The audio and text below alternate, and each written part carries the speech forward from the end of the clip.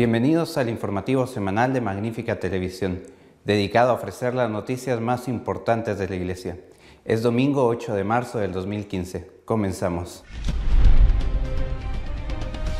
Cada vez son menos los que se declaran católicos en España, pero en cambio no disminuyen los que van a misa los domingos. La violencia contra los cristianos en India es menos conocida que la que padecen los seguidores de Cristo a manos del Islam. Esta semana hubo nuevos atentados contra imágenes y templos. El cardenal Pell ha intervenido en la polémica sobre la comunión de los divorciados, recordando que el cisma de la Iglesia anglicana se produjo porque la Iglesia negó. El cardenal Bertone ha asegurado que supo que el Papa Benedicto quería dimitir 7 meses antes que el hecho se produjera y que intentó impedirlo. La secta Creciendo en Gracia, cuyo fundador dijo que nunca iba a morir, ha nombrado diosa a la compañera del fundador, que al fin sí que murió, para que siga liderando la secta. Las estadísticas confirman la disminución de los que se declaran católicos en España, pero no hay caída en los que van a misa.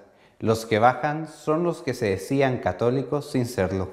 A la pregunta del barómetro del Centro de Investigaciones Sociológicas correspondientes al mes de febrero de 2015, ¿cómo se define usted en materia religiosa? Un 69,4% se define como católico, un 2,5% como creyente de otra religión, mientras que un 15,4% se califica de no creyente y solo un 10,9% se define a sí mismo como abiertamente ateo.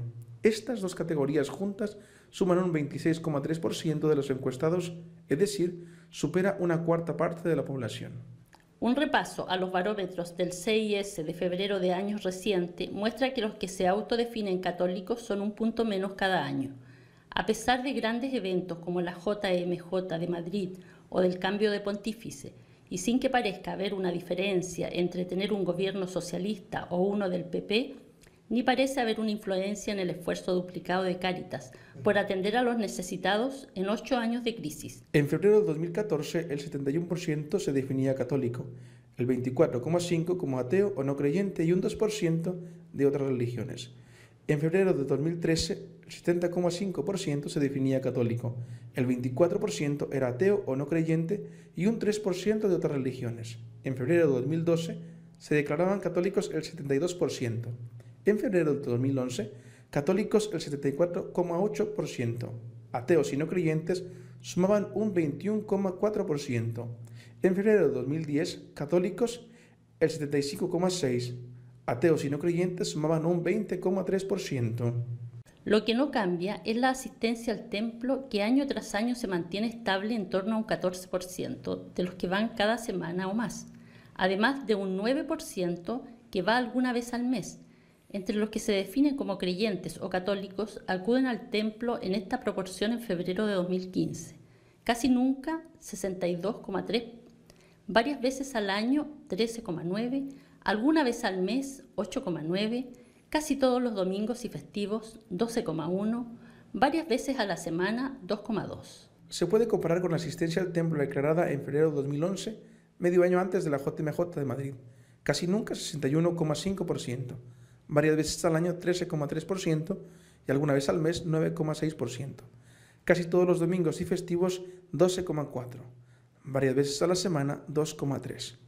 Un 14% de asistencia semanal a la iglesia puede parecer poco, pero es mucho comparado con la situación de la iglesia anglicana en Inglaterra o la iglesia luterana en Suecia, Noruega, Finlandia o Dinamarca. Todas ellas, pese a tener clero, casado, sacerdocio femenino, admitir la anticoncepción, el divorcio y en muchos casos las prácticas homosexuales, declaran una asistencia semanal de entre un 2 y un 3% de sus fieles. También en India se destruyen iglesias y se acosan a los cristianos, y no solo en los países musulmanes. Lo ocurrido esta semana es un ejemplo. En la India se han producido nuevos episodios de violencia contra comunidades y estructuras cristianas. Un caso de vandalismo en una iglesia se ha producido en Goa, en la India occidental. Unos hombres golpearon y dañaron una estatua de Nuestra Señora de Lourdes en una parroquia. Los fieles están preocupados por la profanación del lugar. En otro estado indio, en Kerala, al sur del país, el estado con más cristianos, un cementerio cristiano en el distrito de Patanamthitta, ha sido objeto de vandalismo con tumbas y lápidas destruidas durante 2 días consecutivos. Incluso el muro del cementerio ha sido pintado con grafitis.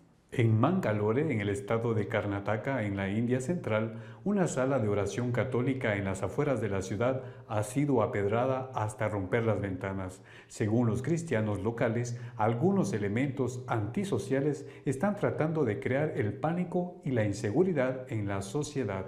Un foro de organizaciones cristianas ha dicho: los ataques y los frecuentes actos de vandalismo contra objetivos cristianos en diferentes partes del país son motivo de preocupación. Las autoridades civiles tienen el deber de detener la violencia, garantizar la paz y la armonía en la sociedad, proteger el Estado de Derecho y la libertad religiosa. La Iglesia ha rechazado siempre el divorcio y como consecuencia la comunión de los divorciados vueltos a casar. Lo recuerda el cardenal Pell, que cita lo ocurrido con Enrique VIII. El cardenal George Pell, miembro del G9 que asesora al Papa, ha escrito un artículo en el que asegura, en relación a la polémica sobre la comunión de los divorciados vueltos a casar, que una barrera insuperable para aquellos que defienden una nueva disciplina doctrinal y pastoral para la recepción de la comunión es la unanimidad casi total de 2000 años de historia católica sobre este punto. Recuerda que el cisma anglicano llegó porque la Iglesia no accedió a legitimar el adulterio en Enrique VIII. El cardenal indica que es significativo que la enseñanza radical de Cristo sobre la indisolubilidad del matrimonio aparece en el Evangelio de Mateo poco después de su insistencia a Pedro sobre la necesidad del perdón. El prelado explica que aunque es cierto que Jesucristo no condenó a la mujer adúltera que iba a ser lapidada, tampoco le dijo que siguiera haciendo lo que viniera en gana, sino que le pidió que no pecara más. Tras indicar que la Iglesia Católica ha sido unánime en su rechazo del nuevo matrimonio de divorciados, el purpurado australiano asegura que es cierto que los ortodoxos tienen una tradición duradera diferente, forzada originalmente sobre ellos por sus emperadores bizantinos, pero esto nunca ha sido la práctica católica. Se puede afirmar, añade, que la disciplina de la Iglesia en los primeros siglos, antes del Concilio de Nicea, para castigar determinados pecados, asesinato, adulterio y apostasía, era muy dura, porque se discutía si quienes los cometían podrían recibir el perdón y ser reconciliados con la Iglesia una vez o nunca. Pero ellos admitían que Dios podía perdonar a esos pecadores, incluso aunque la capacidad de la Iglesia para readmitirles a la comunión fuera limitada. Aquella severidad, indica el cardenal, era la norma cuando la Iglesia se expandía por todo el mundo a pesar de ser perseguida. Tal situación no puede ser ignorada, advierte el cardenal Pell. De la misma manera que no se puede ignorar las enseñanzas de Trento, las de San Juan Pablo II y las de Benedicto XVI. ¿O acaso las decisiones que siguieron al divorcio de Enrique VIII fueron equivocadas? Concluye el prelado. 7 meses antes que se produjera la dimisión del Papa Benedicto, el cardenal Bertone, su secretario de Estado, ya lo sabía y había intentado impedirlo. El cardenal Tarcisio Bertone ha concedido una entrevista al Huffington Post en la que asegura que conocía las intenciones de Benedicto XVI de renunciar al papado 7 meses antes de que el Papa alemán tomara la decisión.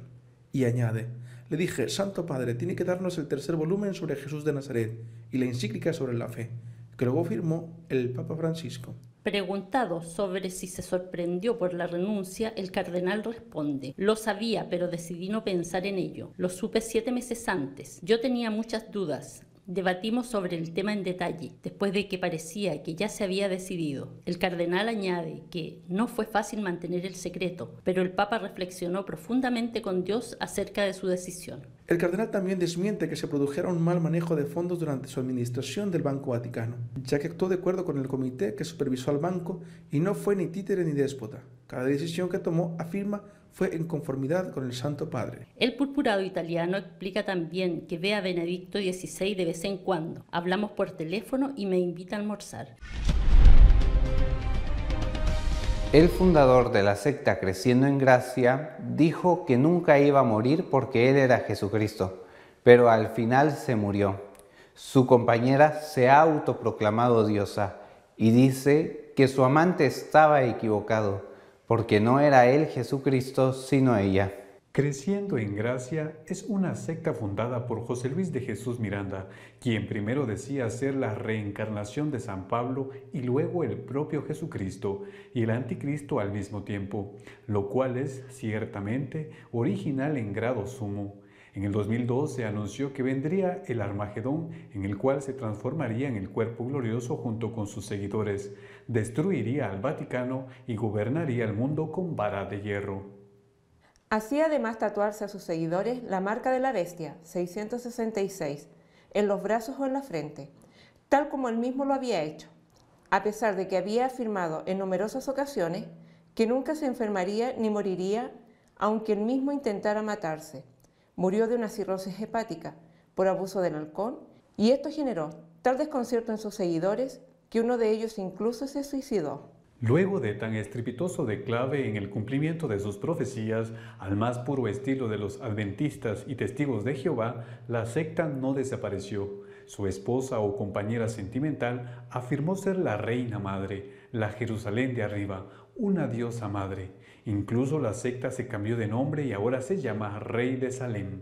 La nueva diosa dice que es Cristo Lisbeth, la reencarnación del arcángel Miguel y la madre Jerusalén.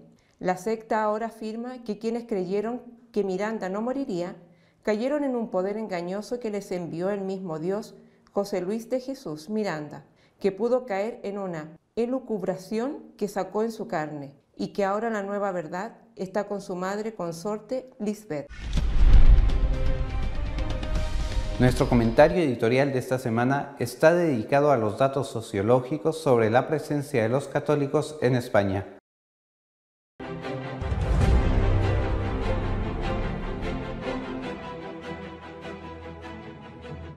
Todos los años, en el mes de febrero, el Centro de Investigaciones Sociológicas de España, que es el instituto oficial para ir estudiando, conociendo cómo va evolucionando la sociedad española, hace público un informe sobre la religiosidad de los españoles. Naturalmente, también analizan otras cuestiones. En este año acaba de salir publicado el informe correspondiente al año pasado, al 2014. Es muy interesante ver que sistemáticamente, año tras año, disminuye más o menos en un 1% el número de españoles que se declaran católicos, haciéndose con un muestreo equivalente, el mismo número de personas entrevistadas, con la misma pregunta, si no es 100% seguro el resultado, sí que se puede decir que la comparación entre los distintos resultados de año tras año nos dan una tendencia. Repito, cada año disminuye un 1% aquellos españoles que se declaran católicos y como consecuencia aumenta un 1% aquellos que se dicen de sí mismos que son ateos o que son agnósticos. Mientras que la cifra de los que pertenecen a otras religiones se mantiene de una forma estable. En este caso, en el estudio del 2014, el 69,5% se declara católico, el 26 y pico se declara ateo o agnóstico y apenas el 2,5% pertenece a otras religiones, lo cual es una cifra muy pequeña teniendo en cuenta la elevada cantidad de musulmanes que hay en España. Esto en sí mismo no es una buena noticia, que disminuya cada año el número de católicos, pero a esta noticia va unida otra, a este dato va unido otro, y es que también comparando año tras año desde que hay un registro histórico, el número de los que van a misa es prácticamente el mismo.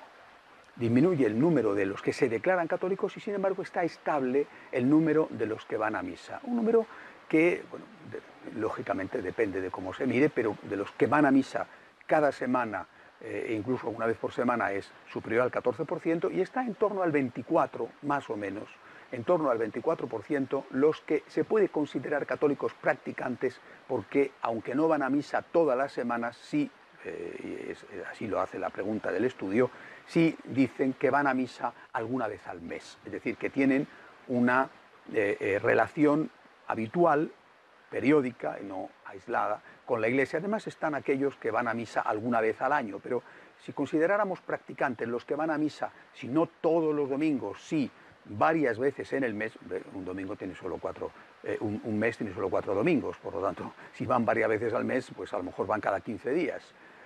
Estamos en el 24, en torno al 25%, una cifra prácticamente igual que a la de aquellos que se declaran agnósticos o ateos. ¿Dónde está, me parece a mí, lo significativo? En el hecho de que mientras los católicos que se confiesan como tales disminuyen un 1% cada año, los que van a misa están estabilizados. Hay que tener en cuenta que van más a misa los ancianos y que, lógicamente, los que mueren tienden a ser ancianos. Naturalmente también mueren personas jóvenes o de mediana edad, pero el porcentaje de los que mueren es más entre los ancianos. Es decir, estamos ante una situación muy curiosa en España, en la cual los que asisten a la Iglesia prácticamente llevamos ya bastante tiempo que están estabilizados, en torno al 25%. Y es también otro dato significativo el hecho de que esta cifra, esta cantidad de personas, pues no ha tenido una gran variación, ni siquiera cuando ha habido acontecimientos relevantes. La Jornada Mundial de la Juventud, que fue importante en España, con la visita de su santidad el Papa Benedicto XVI y con miles de jóvenes que acudieron de todo el mundo. O la elección del Papa Francisco, por ejemplo. Los datos son los mismos. Cada año disminuye un 1%, también después de la elección del Papa Francisco o también después de la visita del Papa Benedicto, y sin embargo es estable, no aumenta, se mantiene estable el número de los que van a misa. Incluso tampoco parece que haya tenido una incidencia, ni en un sentido ni en el otro, la extraordinaria labor caritativa que la Iglesia está llevando a cabo siempre, pero de una forma especial en estos años de crisis, donde se puede decir que la Iglesia, es decir, los católicos, estamos alimentando, ayudando, sosteniendo a 1 millón de personas diariamente, es decir, 1 millón de personas que gracias a la Iglesia puede afrontar con el mínimo para la supervivencia, por lo menos con la comida o con alguna ayuda para pagar la casa o la luz, etcétera, puede afrontar estos años tan difíciles. Pues ni siquiera el ejemplo extraordinario de la caridad de la Iglesia hace que haya más gente que acuda a misa o menos gente que se declare católico. Repito, estos son datos y ahora hay que hacer una lectura de los mismos. A mí se me ocurre de momento una, y es que la crisis de fe, no la crisis económica, a quien afecta de verdad es a esos que se dicen católicos pero que no practican.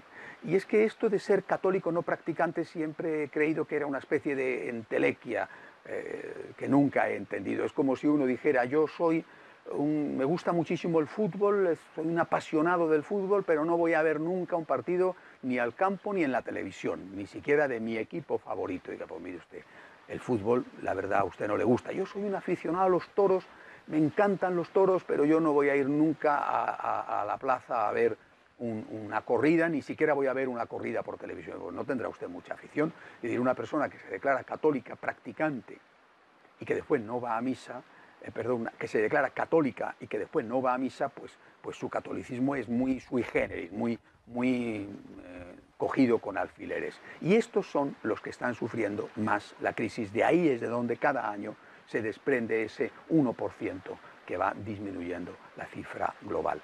En una sociedad como la nuestra, donde gracias a Dios hay libertad y donde los católicos tenemos un cierto acoso, tampoco hay que exagerar, pero un cierto acoso, sí que hay una cierta ridiculización hacia la fe, especialmente la padecen los más jóvenes, pues si tú te declaras católico y no vas a misa, pues no tienes fuerzas para decir sí, soy católico. Y en cambio, aquel que se declara católico y que va a misa, persevera no solamente en su práctica religiosa, sino en la confesión de su fe. Pero yo creo que también, entre otras consecuencias que sin duda habrá que sacar y que tendrán que extraer los responsables de la evangelización en España, a mí se me ocurre otra, y es que tenemos ahí, hay un 70% de españoles que se declaran católicos y un 25% que va a misa. Oiga, pues tenemos un 45% de personas que a pesar de todo se siguen considerando católicos, pero que no practican.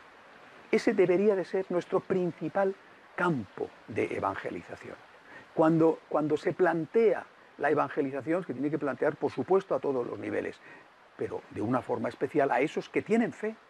Si no, no se declararían católicos. No están preguntando en la encuesta si están o no bautizados. Estas personas tienen fe y, sin embargo, no tienen práctica religiosa. Probablemente muchos de ellos, quizá todos, tienen una relación con Dios.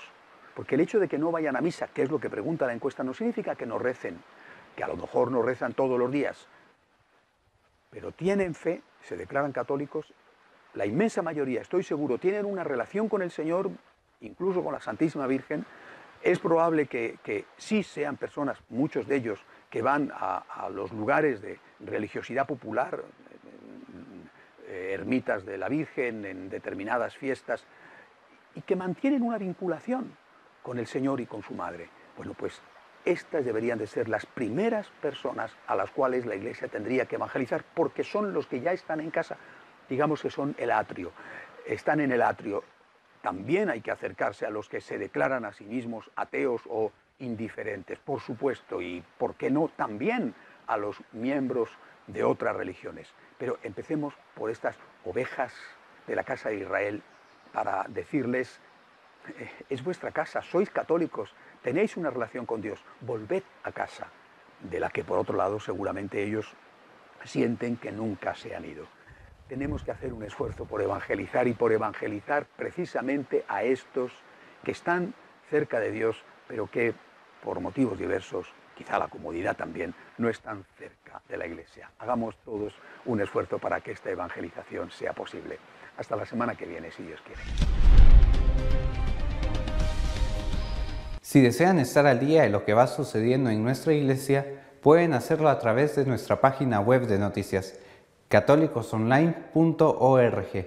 Hasta la semana que viene, si Dios quiere.